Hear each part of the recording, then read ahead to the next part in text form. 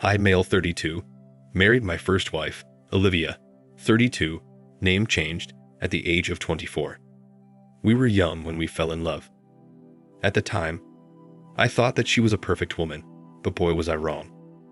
One moment, I thought we were madly in love, but she didn't give it a second thought when she left me for a wealthy businessman. That's when I realized what she really wanted from me.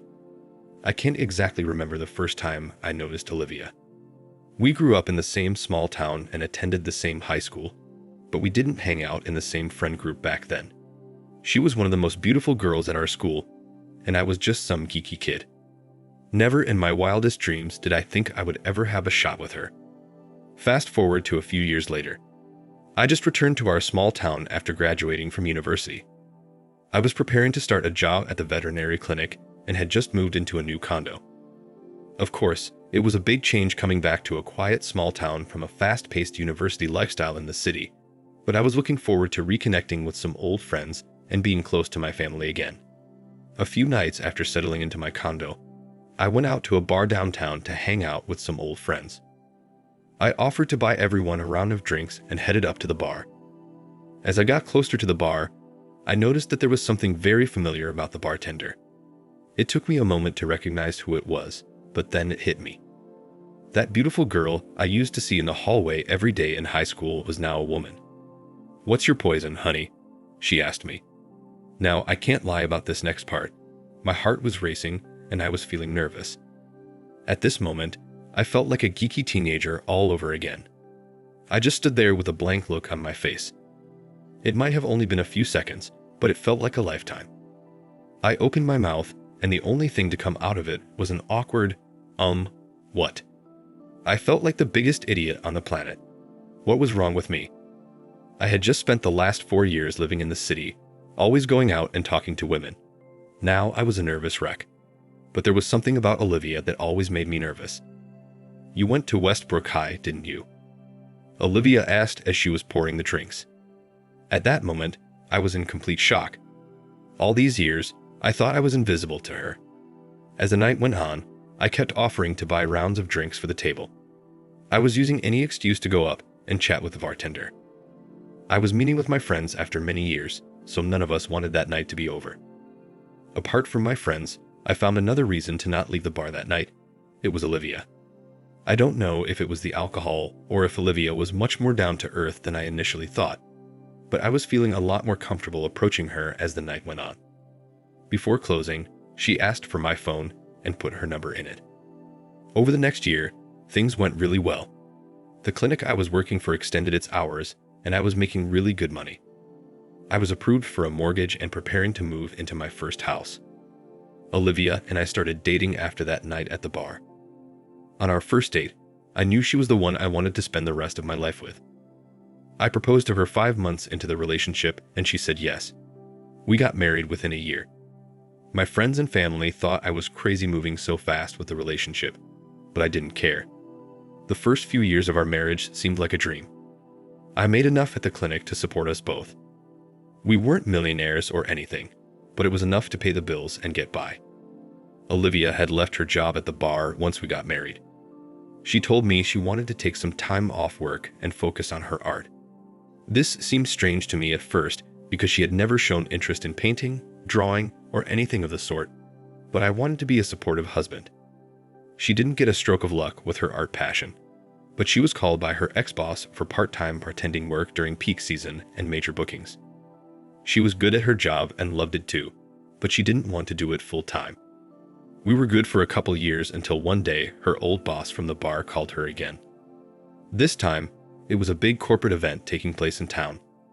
CEOs and business owners from all over the state were traveling to our small town for investment and expansion of their businesses. It was a month-long summit. Olivia's boss needed some skilled and seasoned employees for that event, and hence she was called in for it temporarily. She too readily agreed to it because the pay was really good. I didn't think anything of it at first, but I started to feel like something wasn't right a few weeks into the gig. Olivia was working every single night, and she was staying out later than usual. It was usual for bartenders to wrap their day post-midnight, so I didn't bat an eye. For the first few days, she was home by 3 a.m. After a week, One morning, my alarm went off at 7 a.m., and Olivia wasn't in bed next to me. I checked my phone and saw there was a text message from her saying that it was the last night of corporate events, the people were staying late, and she had no idea when she would be done. After all, these were some big shot customers willing to put out a lot of money. I didn't mind, thinking it was just one time. However, as the days passed, her schedule got me suspicious. She used to leave her work at 8 a.m., and on most days, she wasn't home until then. By the time I came back home, she was already gone. It was more than 4 or 5 days since I had seen her. I asked her what time she was getting back home, and she said 9 a.m., but I checked the CCTV footage on my house. According to it, she used to come home in the afternoon by 12 p.m. Surprisingly, she didn't look tired when she came home. Also, no bars are open in the morning, or at least they don't let the night shift employee continue during the day. I was always a trusting husband, but this didn't feel right. So in the 4th week, I decided to leave for work at 9 a.m., but she wasn't home by then. I decided to clear the air and put an end to my thoughts. Hence, I went to the hotel where she was put up. It was a 5-star hotel where the business summit was happening, and Olivia's company got the contract of managing the bar and the bartending service for that event. On my way, I got her a berry smoothie, knowing they were her favorite, and a fresh croissant. I was going to drop it off for her at the bar. When I arrived, the bar was closed. The doors were locked, the lights were off, and the place was dead quiet. I went to the reception of that hotel asking about the bar. The receptionist gave me a look for asking about the bar at 10 a.m. in the morning. She told me that the bar closes at 1 a.m. sharp. I inquired that there was a business summit going on, and for that reason, if it was possible that the bar section of that hotel was running until morning. She got perplexed at my question and said that the bar closes at 1 a.m. sharp and cut me off. I sounded creepy to her, maybe. Before this moment, something in the back of my mind was telling me she had been lying. I just didn't want to believe it. I texted Olivia asking where she was. She said she was at the bar. I sent her a picture of me standing in front of the closed bar and asked her to come out wherever she was so that we could talk this out. She said that she would reach home in an hour. I had something important at work, so I had to go to the office, but I was distracted most of the time. I texted Olivia not to leave the house until we had further conversation. I rushed home after wrapping up my work. As I reached home, Olivia's car was in the driveway. I somehow sensed that things were not going to be the same when I walked through that door, but I wasn't expecting the surprise that I got. When I stepped through our front door, I could tell something was different about our house. I was never one to pay attention to the little details. That was always Olivia's thing, but something was off. She was sitting at our kitchen table. She looked stiff and uncomfortable, the look of someone who had news she didn't want to share. That's when I noticed 3 packed suitcases behind her. She wasn't saying anything at first, which made me very uncomfortable.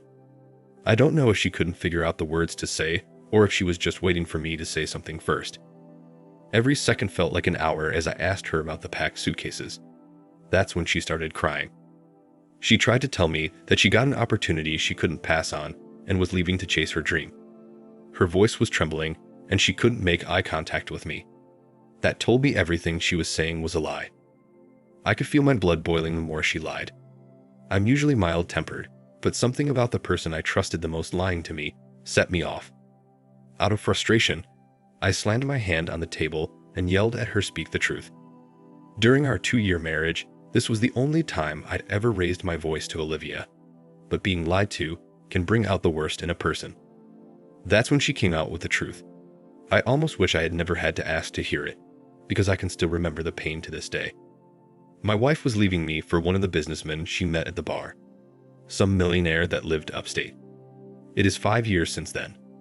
Of course, it was a tough period for me, but the details of that are not relevant. I sold the house we were living in and moved into a nicer neighborhood, got married to a beautiful and ambitious woman named Kara, and we have a baby boy. Life is good, so why talk about the ex? For the past few years, Olivia has been nothing but a distant memory, but out of the blue I got a text from her that she was back in town and wanted to meet.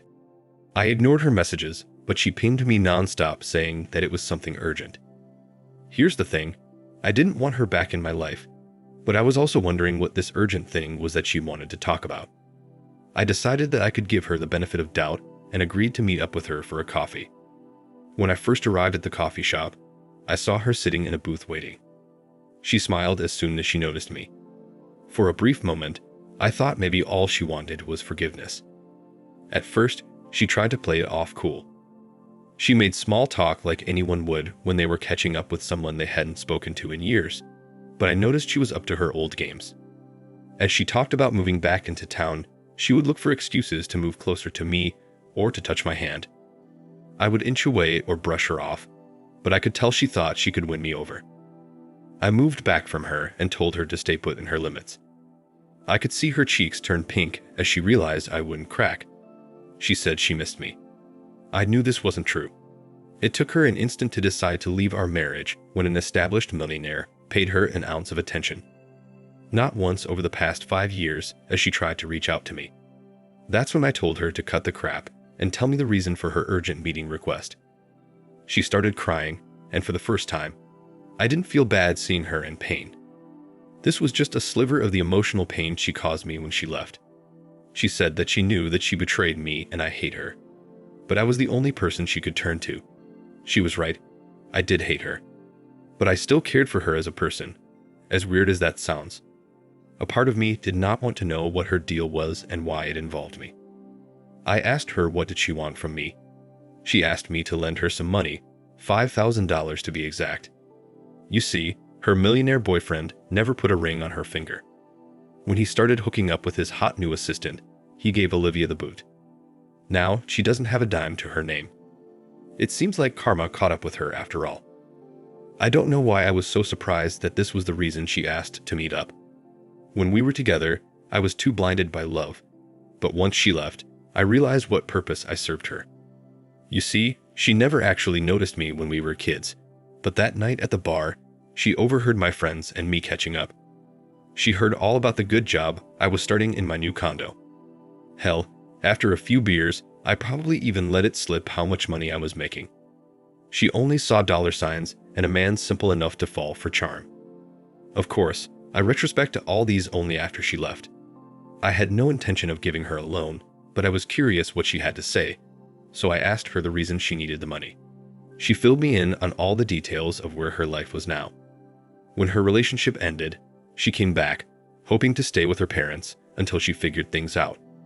Obviously, she hadn't been in touch with her parents all these years, so she didn't know that they sold their house and moved into a 1-bedroom beachside apartment. She told me that she needed the money to restart her life, rent an apartment, etc. She also wanted some money to cover expenses while working on a painting that she hoped to sell to a trendy gallery in the city. Of course, I asked her if the gallery had agreed to commission her. She mentioned wanting to focus on art during our marriage, but during the whole 2 years, she never created a single painting or anything. To be fair, I didn't know if she could paint or not. I have never seen a piece of her work. She admitted that she hadn't spoken to anyone from the gallery. She was planning on creating a piece that she could sell to them. This was typical for her, thinking that she could just walk into a place and immediately impress them just because she existed. Immediately, I denied her. I wasn't rude about it. I didn't say any of the cruel thoughts that were invading my head. Instead, I told her the truth that I had just had a kid and I was paying off a mortgage, so I didn't have that kind of money to spare right now. She bargained for $3,000, but I didn't give in. She began to explain how she was worried about having nowhere to stay. The bar she used to work at was under new management and didn't need any help. Whatever she was trying to sell, I wasn't buying it. If she wanted to explore herself, she could do it with her own money. I told her that I supported her during our marriage, but she decided to explore her way into a millionaire's bed. I'll never forget how her expression changed in an instant. She went from an innocent damsel in distress to a cold-hearted villain. This is when she told me, "You owe me actually. I didn't come for anything during the divorce. I should have gotten an alimony, or at least half of the money you got from selling the house, but I let you off easy. That can change though." That was enough for me. I might have thrown a few curse words her way. Who wouldn't? But that was the last time I would give her the benefit of the doubt. When I got home, I blocked her on all social media apps. Just to be on the safe side, I did speak with a lawyer. Well, sort of. My colleague's brother worked for a law firm, and he lets me know that in this state, an ex-partner can't go after alimony after the original divorce case has been settled. Even if she did get a lawyer, she didn't have a case to move forward with. Plus, she doesn't have the money to fight a case. I'll give her props for trying, but she won't fool me again. I blocked her number as well as all social media apps. Of course, living in a small town does make it impossible to avoid hearing about someone completely. As much as you try to distance yourself from them, someone else will eventually bring up what they're doing. I was told she moved upstate to stay with one of her old high school friends. Luckily, she won't be around to sink her claws into my life anymore. If she wants to play games, they'll have to be on someone else's board. In the subsequent weeks, my wife, and our baby spent 3 weeks traveling around and exploring the state. I was surprised by how good of a traveler our baby was. So, on our way back, we stopped at a diner just off the highway. It didn't look like the nicest place on the outside, but it was convenient. Kara and I were both too hungry at this point to be picky about where we ate. Once we were seated and placed our orders, I excused myself to use the washroom. As I was washing my hands, I heard some commotion outside the doors. It sounded like a manager schooling one of the employees. I heard the manager say it was the 3rd complaint they have gotten about the employee in that 1 week. Apparently, she gave a 4-year-old hot sauce instead of ketchup. Then, I heard a voice that sounded very familiar. I couldn't put my finger on how I knew it. It was Olivia, apologizing to the manager for the last chance, promising to mend her ways.